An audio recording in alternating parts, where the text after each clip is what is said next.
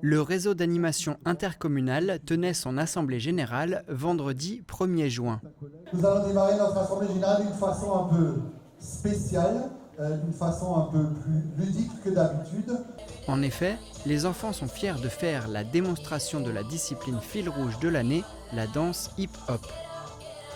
À la tête des crews, comme on les appelle dans le jargon, Alexis, qui a su transmettre sa passion pour réussir la prestation.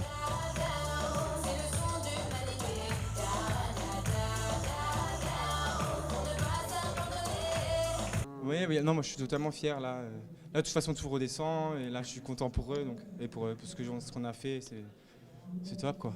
À mon avis, là, je leur ai pas encore posé la question, mais à mon avis, ils sont fiers d'eux quoi. Et ils le peuvent. Donc, c'est bon.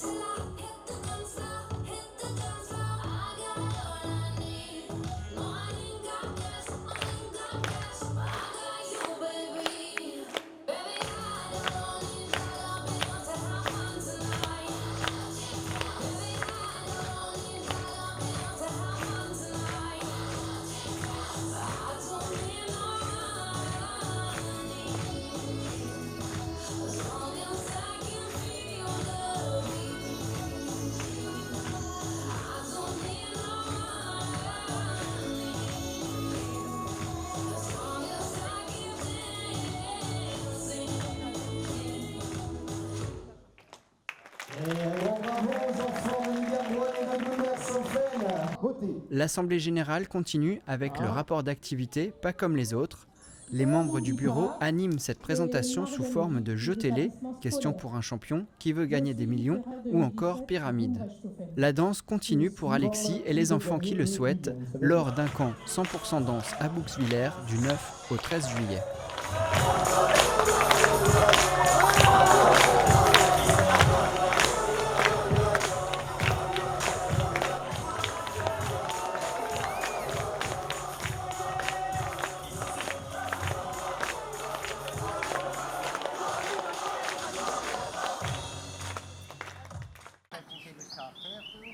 Le frelon asiatique se propage en Europe.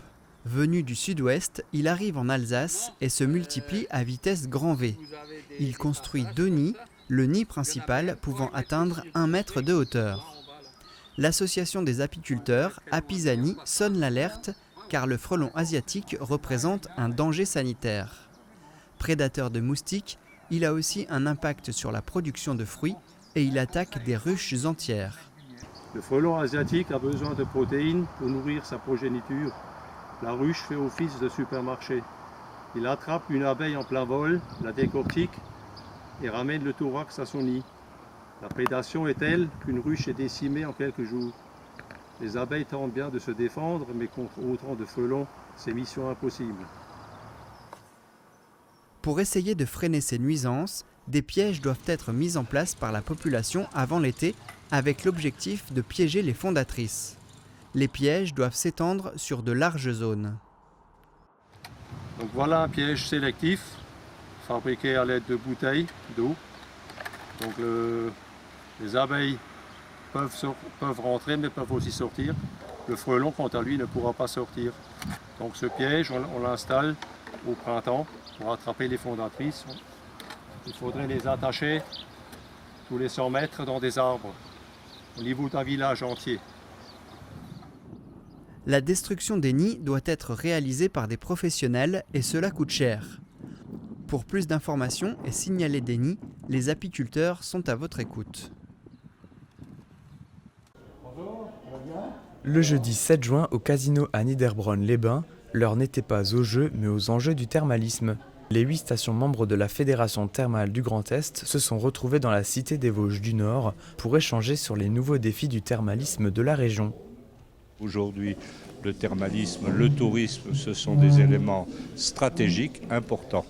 On concourt aussi à l'unité du Grand Est, puisque on est aujourd'hui à Niederbronn, la fois précédente nous étions dans les Vosges. On tourne et chaque fois nous tenons une réunion formelle, je dirais, ensemble avec les exploitants, avec les élus. Plus de 2300 curistes sont venus à Niederbronn-les-Bains l'an passé. Propriétaire des sites alsaciens, le groupe Valvital fait partie de la fédération qui a pour objectif de mettre en œuvre un plan sur 10 ans afin de promouvoir et développer le thermalisme régional. Elle vise aussi avec ses partenaires à mettre en place une offre visant, par exemple, à élaborer des soins issus d'une gamme de produits locaux. À terme, il est envisagé de créer un groupe thermal avec les voisins transfrontaliers, à savoir la Belgique, le Luxembourg, l'Allemagne et la Suisse. Suite au conseil d'administration, les personnes présentes ont visité les thermes de Niederbronn-les-Bains. Une nouvelle station rejoindra la fédération dans les prochaines années, le Grand Nancy Thermal. Un avant-goût de Coupe du Monde pour les filles de l'US Niederbronn. La première place du championnat se jouait entre les deux cités thermales à Morsbronn. Pour ce dernier match, ce sont les Niederbronnoises qui ouvrent le score à la 20e minute par leur capitaine, Dana. Morsbronn égalise sur une mauvaise relance à 1 but partout. La sortie sur blessure de l'une des leurs n'entame pas la motivation et même si elle s'y reprend à 2 fois, c'est encore Dana qui donne l'avantage. 2-1 à la mi-temps. La deuxième mi-temps est encore plus animée, même du côté des supporters.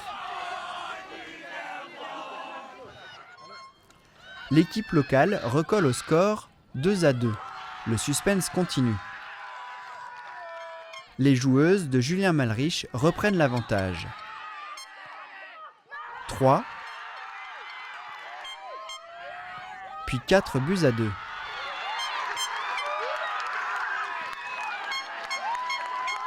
C'est un match très difficile, c'est un match au sommet, le deuxième contre le premier. Bon, on avait 2 chances sur 3, on ne devait pas perdre ce soir. Bon, on a vu une belle équipe de Morsbronn qui n'ont pas lâché.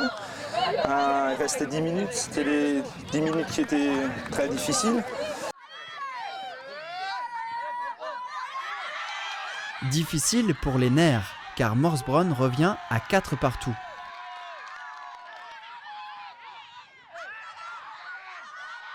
Mais le match nul assure la première place. C'était très compliqué. On s'est donné à fond, on s'est battu jusqu'à la fin et je suis fière des joueuses, on s'est battu.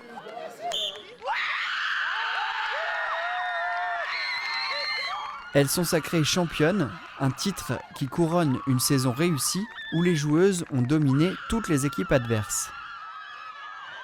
C'était une très belle saison, je pense, au long, parce qu'ils l'ont quand même mérité, je dirais, parce qu'ils ont quand même réussi à s'imposer, mis à part un match.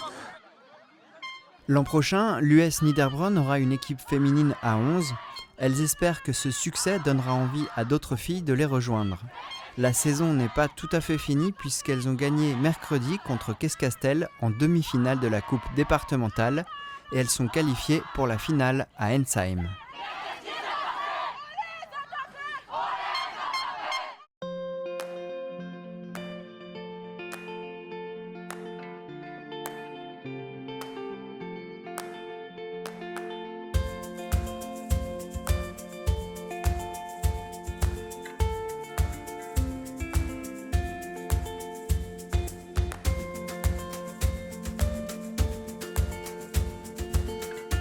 Alors le bleu peut surprendre, mais c'est le bleu de Hanau, le bleu traditionnel des villages protestants du nord de l'Alsace. Alors on a créé un jardin il y a pas mal d'années, qui est ouvert au public professionnellement depuis 2006.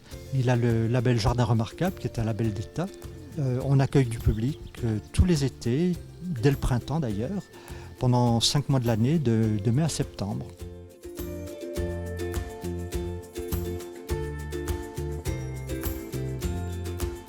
Donc nous avons depuis une douzaine d'années maintenant créé le festival des impromptus.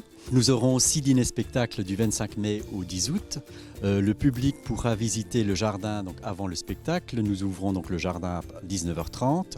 Les concerts commencent à 20h et le dîner a lieu à 21h dans le cadre du Salon Thé. Et ça sera aussi l'occasion pour le public de rencontrer les artistes.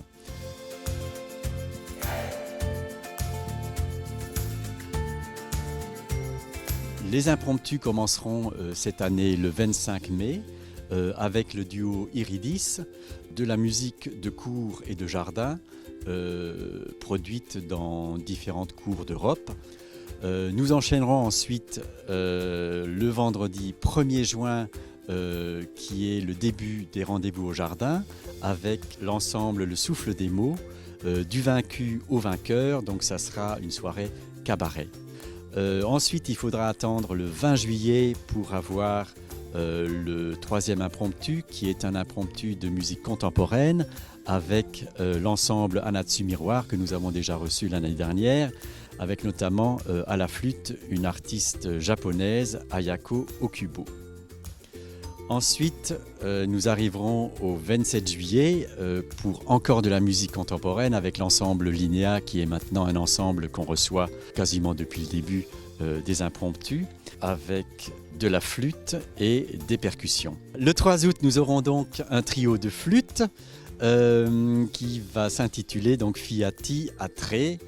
Et on termine la saison des impromptus le 10 août avec Anaïs Avar, qui est aussi une habituée du lieu, qui est une magnifique soprano qui nous interprétera des œuvres de sa composition.